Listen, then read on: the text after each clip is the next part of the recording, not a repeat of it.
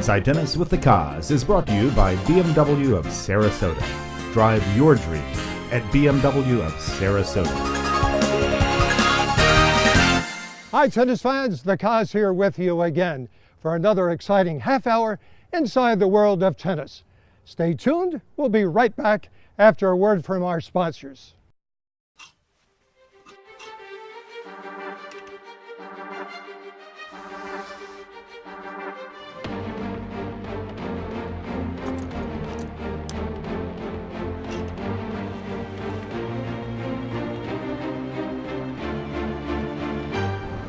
Drive the ultimate accessory, like a new 320i for just $359 per month. At BMW of Sarasota, experience the ultimate difference. Nick Bollettieri watching Inside Tennis with my man, the Koz. Hi tennis fans, wow, the tennis is jumping all over the country and it is exciting to be part of it. Had some great time with the college coaches at the Blue-Gray College Tennis Classic in Montgomery. Great to be with some of the greatest junior players in the country at the Little Mo Big Mo, and also caught up with Wayne Bryan in Palm Springs, and we had a great in-depth sit-down interview. So what's on the show today? Well, we've got a special one for you today.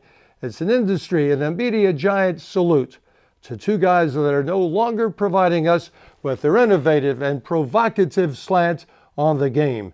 Gene Scott, the erudite journalist, Davis Cupper, and founder of Tennis Week and Tennis Week magazine and website.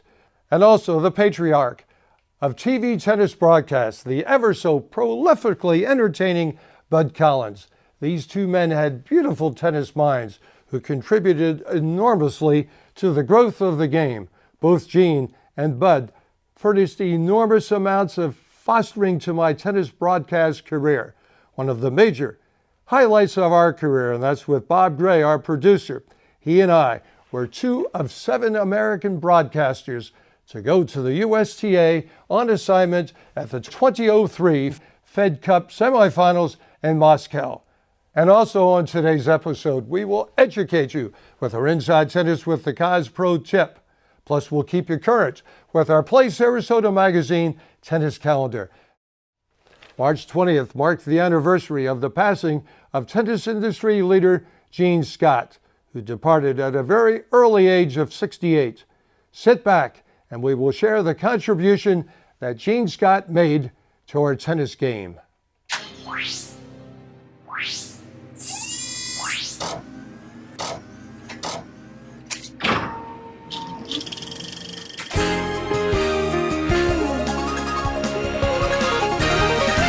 Inside Tennis with the Koz.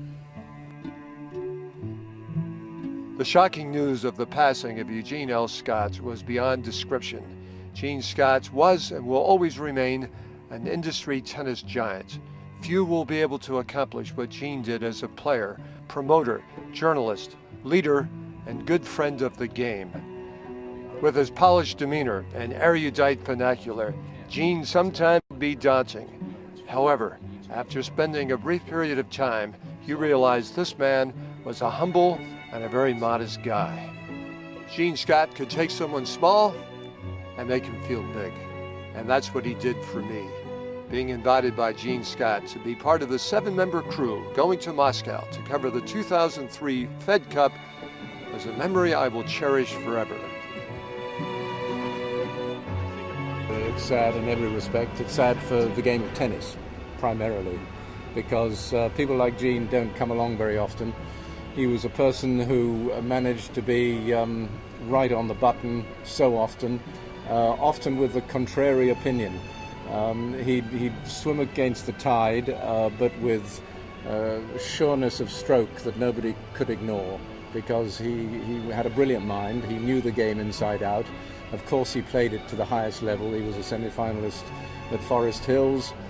He played racket sports to a level that very few people have played them across the board, because he was a court tennis champion in America. He could play squash, he could play anything. He played soccer at Yale. I think he had 4 letters for 4 consecutive years, probably a record that's never going to be broken. So he was a supreme athlete. He continued playing excellently. He was the world champion in the over 65s, and it was a shock. It really was a shot as well as a shock. A shot to the game of tennis that we could lose this guy, because at 68 he seemed much younger. He was very fit. He had double hip replacement. That didn't hold him back. He continued to play very well, but he really had the game at heart, and it was nice to see him too in a rather late marriage with two very young children. So it wasn't, I've been talking as though this were a great loss to the game, which it was, but of course a greater loss to his family and to his friends. Gene was a player, he's a lawyer, he was a player agent, Vitas Gerulaitis, he's a tournament director, he's a publisher, he's a writer. So my tendency is to see an issue, well, how does this affect the players? How does it affect the fans? But Gene is more comprehensive in that he can see, how does it affect the sponsor? How does it affect TV? How does it affect the governing body? So I think his strength is trying to see an issue or a story from all angles. He never, ever had a problem having a differing opinion than the majority of people out there, and he would back it. He was, dogged about backing his opinion, and I didn't always agree. Sometimes I did, sometimes I didn't, but you have to admire somebody who had the courage to stand up for what he thought was right in his convictions. He's done so much in tennis for the USTA, to be a good critic of the USTA and of the tours and try to bring things together. In his last column, he was talking about straightening out the schedule, how it's all messed up, and the Davis Cup dates being held right after major events like the Grand Slams and the NASDAQ, and why can't they work out those dates? Always being an advocate for tennis. That's really going to be missed, and he really can't be replaced. He's the guy who brought Russia into the big league of tennis when he founded the Kremlin Club in Moscow in 1990. He ran that. The Russians had no idea of how to do that. When it became very successful, they kicked him out, of course, and kept it for themselves. I had a typical American attitude about Russia and Russian tennis when I was a player, an alleged player. For example, I was asked to come here and play when I was on the tour, and I said, nope, that's the evil empire, I can't do that. And then about 20 years later, after I'd stopped playing, I was asked to be the referee of the Goodwill Games in tennis. And I said, absolutely not. I mean, this is still the evil empire, just as evil as it ever was in the middle of the 1980s. And finally someone came and said, well, you run the biggest indoor tennis tournament in the world at Madison Square Garden. Would you consider being the tournament director of the first Kremlin Cup? And I said, absolutely not. It's borderline evil empire, can't do that.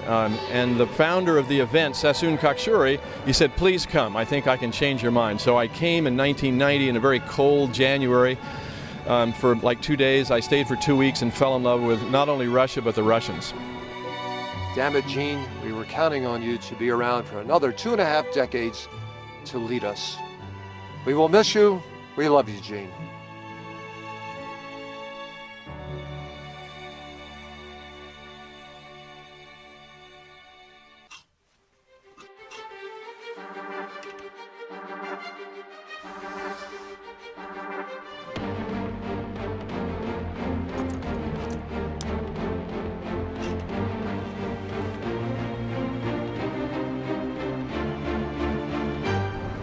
Drive the ultimate accessory, like a new 320i for just $359 per month.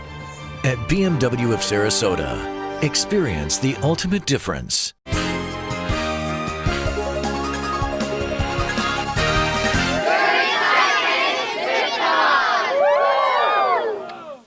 Welcome back, tennis fans. Inside Tennis with the Koz. The tennis world is mourning the recent passing of Bud Collins, longtime tennis ambassador to the former world #1 ranked tennis resort, the Colony on Longboat Key. Bud and his wife Anita would spend a third of their year at their winter home at the Colony. Rugged Bud never missed a day of swimming in the Gulf of Mexico, even though the temperatures may have been sub 65. Bud loved Sarasota, and the Suncoast loved Bud. I will never be able to express my gratitude enough for what Bud contributed to my broadcast career. Ladies and gentlemen, one more chime. For all you do, this Bud's for you. Relive some of those early moments in your broadcast career. Well, it was a very funny time. NBC, in those days, of course, tennis meant very little, and the networks took sort of turns in covering the U.S. Championships at Forest Hills. They couldn't sell many commercials. They called it a sustaining basis. And because I had a friend who was a friend of the guy who was the head of NBC Sports at that time, Carl Lindemann, he said, we got a guy in Boston who's on the educational network, as they call it. Why don't you use him? So they said, I think they paid me $200, no expenses, but I was there anyway for the Globe. And so it was a very, well, it was unfortunate at the time because I thought I was doing pretty well. I had now been on television 2 years with Channel 2 or WGBH in Boston, and people had, it was such a novelty to show. We were the first to ever show a tournament in its entirety on the educational. I remember those early days. And we showed Monday through Sunday and 4 or 5 hours a day. And that was a great novelty, but only in Boston. You could only see it in Boston. Later it branched out to PBS. But, so I went there and I'm really excited and to do this tennis, and the producer didn't know how to keep score. I won't mention his name. He may still be alive. And they gave it the real brush off, and I was trying to do things, and finally, when it was they only did the last weekend. It was only probably 5 or 6 hours total for the U.S. Championships. Wow. And it wasn't a very good final, as I remember. It was Roy Emerson beating Fred Stolle. I doubt that we showed the women. And so I got off the air, and the producer said to me, kid, this is not for you. I'm glad you have another job. You have a typewriter, and because you're not for commercial television. Yeah, I said thanks. And then NBC lost it. That was their last year, so I did. And ABC had it for 3 years, very unsatisfactorily. And so 1968 came up, the first year of Open tennis, and that was the first year of PBS nationwide coverage. So they did the tournament at Boston that year was the U.S. Amateur Championships because they were going to have the Open at Forest Hills. Ash won it and played a sensational 5-set final against Bobby Lutz. We had it all the way. It was about, of course, matches were not as long in those days, despite the fact that there were no tiebreakers. Players didn't dawdle. They didn't sit down. They just played. And on grass, a little faster play? On grass, yeah, shorter points. But it was about a 3-hour match, and it was on a very cold sort of day, very exciting match. And Ash, everybody wanted Ash to win, but Lutz competed well. I got off the air. I did it all alone in those days. Is that right? Yeah, oh sure. No commercials with PBS. So you just went for 5 or 6 hours. You had to fill in between the changeovers? But on the other hand, we had all the time in the world for interviews. And after Ash won, we got him up and interviewed him for a half hour. And I mean, he was big news, the first male black champion in the United States.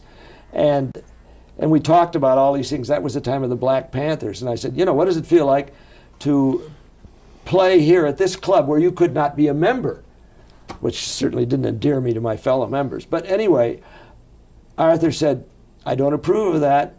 But he said, I have to go where the tennis is played. And it's played in private clubs. And he said, and it will change, and it has changed. Longwood has black members. Most good clubs have black members, I think. And so I got off the air and went to the press room to write my column, and the phone is for me, and a guy named Jack Dolph said, I'm from CBS, and we saw you on Channel 13 here in New York. Would you like to do the U.S. Open? And wow. I said, I'll be there. So, and then there was... people talk about my trousers. They're either repelled by them or they're kind of amused. But this goes back to a guy in Boston called Charlie Davidson. He made me a pair of trousers that looked like a tablecloth. It was red and white madras. So I said, okay, I'm going to wear them. I left the hotel, people going, look. And I walk in the stadium, and it's a stadium of about 6,000 seats. And the press box was at the top, so I had to start at the bottom and walk up to the top. And as I walked, people started whistling and going, ooh, ah, and they're whistling. They're saying, oh my God, what? And at first I was terribly embarrassed, and I thought, gee, maybe we have something. Bud, you've emceed so many activities. What ceremonies have touched you the most? Well, I'm always touched every year at Newport at the Hall of Fame inductions. I'm honored that they asked me to be Master of Ceremonies. I think it's a marvelous, if people have not been to Newport, they should go, because this is a Hall of Fame, a worthy Hall of Fame. For a long time it was sort of a hodgepodge, but the Hall of Fame has gotten its act together. It's internationally appreciated. The grass courts where the first U.S. championships were played are still there, 1881, and even though it's a private club, you can go there and pay a fee and play on those grass courts. And Newport's a marvelous town beside the sea. So I would urge anybody, not just a tennis fan, to visit the Hall of Fame. It beats working what I do. You know, some people have to get up in the morning, go to a job, fight the traffic, and they don't like the job. And to me, that's hell on earth if you don't like what you're doing. And I'm compensated as well as I want to be. I'm not rich, but it's okay. And I feel very, very lucky. Steve Flink, U.S. Open 2015. Where do we start? With a friend, Bud Collins. It's named after him, finally named after him. Right. They could have named this place after him the first 2 years that he was here. You're right, Dave. You couldn't be more astute on that. Bud Collins, I think it's probably the most popular decision the USTA has ever made. It's just a no-brainer. How could you not name the press center after Bud Collins, who did more for journalists in this country and around the world than anyone probably ever has? And I think he was deeply appreciative of the honor. His wife, Anita, brought him up here. He was surrounded by Billie Jean King giving her speech, and Katrina Adams, the USTA president, George Vesey of the New York Times. What a great cast that was, and did they ever do him justice with their speeches? Well, Bud literally wrote the book about tennis in these encyclopedias. I mean, no one knows more about the game's history. No one has tracked through more of the game's history. No one has made more of the game's history. He was the first significant American tennis writer of the Open era. He became a TV personality and an incredible presence in TV, so he proved to a lot of us that we can work in multiple media. And he also, but even more than that, Bud is a man of the people.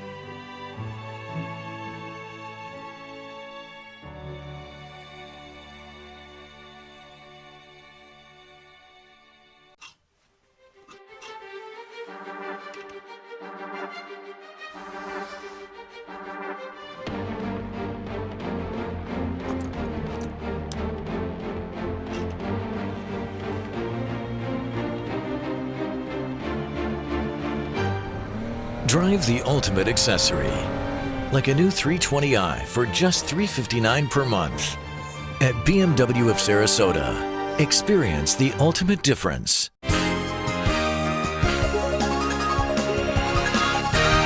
Hi, I'm John Isner, and you're Inside Tennis with the Koz. Tennis fans, thanks for staying with us. Yes, both Bud and Jean will be remembered forever as two tennis giants. And here's what's happening with our Play Sarasota Magazine tennis calendar. Miami Open fans, join Brenda Mertz for her March 28th, 29th bus tours to catch the exciting WTA and ATP action, and plan to attend the two Pro Circuit Sarasota events. March 28th, the Wild Lexus 50,000 Women's Pro Circuit at the Oaks Club with Tom Whitten. April 2nd, the Bangor Junior Classic Level 7. Also, April 2nd, United Tennis Academy Player Championships with Jeff Russell. The week of April 11th through the 17th, enjoy some great men's pro tennis at the Joey Groton Sarasota Open with Tony Driscoll at Lakewood Ranch. The action all begins. You and your good friend Tony Driscoll both bringing major stops on the USTA Pro Circuit. This is your number 8. That's correct, yes, sir. What are you most proud, personally, and the Oaks itself, to bring a major event to Sarasota with tomorrow's stars in the women's game? Well, it's a fantastic opportunity for not just our members, but people from the community to come in and get to see tennis up close and personal. You can see a whole lot better here at the Oaks Club than you can if you go to the Sony tournament in Miami or the US Open or something like that. So you're watching top 100 talent right out here on the court, standing right next to the course. It's pretty exciting. Top 100 talent. You've got 11 in the top 100 coming here. How strong of an event is this stop on the circuit? It's been very, very strong. The girls go to Miami where they play on hard courts, and then they transfer from that the second week over to Charleston, which is the next major WTA tournament, which is on clay. So a lot of international girls stop here to play on the way from Miami to Charleston to transfer over to the clay, get some practice matches in, and of course to spend time with our great members and on the wonderful facilities here at the Oaks Club. I think it's fantastic. I mean, not just for the fans and whatnot here in Sarasota, but we also run a wild card event that is in conjunction with our tournament. So a lot of local girls get to jump in and play and have opportunities to play against players they normally wouldn't get to. The Sarasota Open, year number 9. Personally, how proud are you? How proud is the city of Sarasota to have this major event reoccurring here in Sarasota? Well, we're very proud. I can't believe it's our 9th year. The time flies. And my father passed away last year, so it means a lot to carry that tradition forward. And some of tennis's who's who in American tennis have been here. James Blake, Sam Querrey, and the list goes on. And the new young wild guy from Australia. What brings the top names here? We're a resort town. It's a great destination. I think throughout the world we're known as a great tourist destination as well. Hopefully we do a good job on the tournament side to make the players feel comfortable. You've got IMG here as well, which allow the players can rest in their own bed, so that's nice. And we have world-class amenities, so what else could you ask for? Absolutely. And a beautiful cause to this event this year, the charity. The Joey Groton event. Joey Groton was a beautiful human being. We miss him as well. It's great that the name's associated with the tournament now and the charity. The charity's given over $100,000 the last 2 years to the Boys and Girls Club, which is a great organization here in the community. So we're very proud to have the association. But the fun continues for this, guys. Not stopping in Sarasota. We can't wait for the event to arrive. But just after that's finished, you are going north, my boy, Long Island, for a WTA event as a precursor to the French Open, the Empire State Open. Tell us about that gig. Well, I think I'm a sadomasochist because I'm the tournament director up there as well. It's a red clay event before the French, like you mentioned, in New York City, so Long Island specific, 10 minutes from JFK, so you're 20 minutes from 10 million people. Completely different demographic than here, but it's the same. You want to put on a quality tournament and hopefully make it grow. You want to see this guy in action? Join him at Lakewood Ranch. You'll be there from start to finish. Tony Driscoll, always glad to spend some time with you. And great to see you as well. Thank you. Hi, I'm Matt Manassi, the assistant coach at Oklahoma State University. And my tip for you high schoolers out there is really focus on the fitness. I think when kids get to school, they think they've worked hard, they think they've put in the hard miles, but it's just going to get tougher. So if you can get in the gym, put in the hard yards, it's going to pay off a ton when you get to school. The 2015 Little Mo Internationals, a subsidiary of the Maureen Connolly Brinker Foundation, played at the magnificent PGA National Resort in Palm Beach Gardens, Florida. Because of growing age interest, expanded its age groups to include 13 and 14-year-olds as part of the Big Mo, joining this global fun junior tennis extravaganza. The time-honored spectacular Friday afternoon parade of countries highlighted over 400 participants from 40 countries. The traditional Saturday evening Little Mo party once again provided players, family members, and coaches a splendid opportunity to share in the wide-ranging merriment.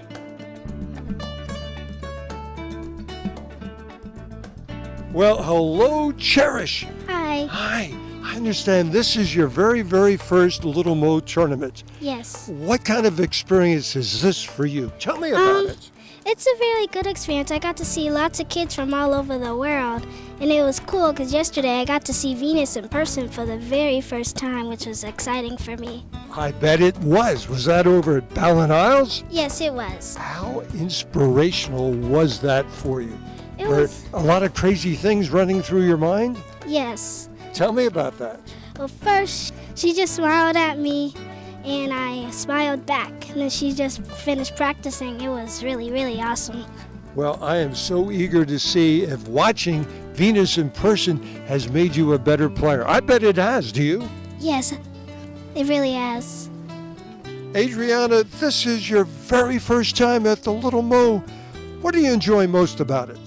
Well, I enjoy like meeting new kids that like from different countries, and it's fun like getting to know their backgrounds, stuff like that. Well, I like doubles, mixed doubles, and singles, and the Mo coins. The parties and the coins. And that you can also get Mo coins if you play very well and you have good sportsmanship. Like you get to play matches and you get to get things with your Mo money. Winning the matches, the trophies, and getting to play. I really think that it brings out a lot of joy and fun out of me in this tournament because it's a lot of fun to see other players all around the world.